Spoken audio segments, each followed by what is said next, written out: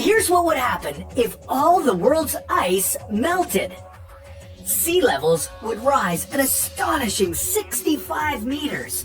All over the world, countries sitting at an elevation below this level would cease to exist. Big urban centers like Buenos Aires, Venice, and London would be buried underwater.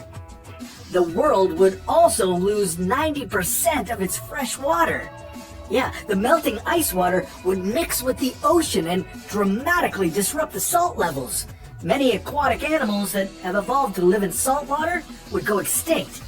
The glacial freshwater stores some toxic chemicals like DDT, and the Arctic permafrost has as much mercury as everywhere else on the planet combined. As these toxic chemicals and elements ended up in rivers, lakes, and groundwater, they would poison many people. So here's what would happen if an ice tsunami hit the United States. The wall of ice formed by an ice tsunami could be 30 to 40 feet high. It's forceful enough to move huge ice boulders and even break steel-reinforced concrete.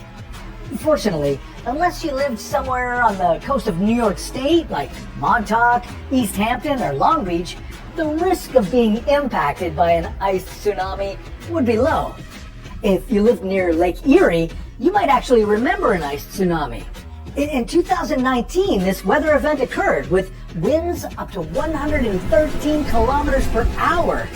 Or in Lac Mille near Onamia, Minnesota, an ice tsunami wiped out 24 two-story buildings. Luckily, no one was injured. Unless you lived in an area of high coastal flooding, you'd probably be okay. So, here's what would happen if Antarctica's dormant volcanoes woke up. Antarctica's volcanoes are buried under layers of ice more than 4 kilometers thick in places.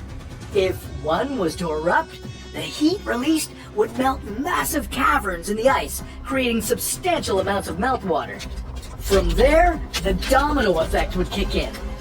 In the case of Antarctica, multiple volcanic eruptions could wake up over 100 other volcanoes and destabilize the entire region. If all of Antarctica's ice melted, it would raise the global sea level by about 60 meters. Extensive flooding would push millions of people from the coastline. But don't worry, Antarctica's volcanoes won't erupt all at once. If they start to wake up, it would take decades for anything substantial to happen.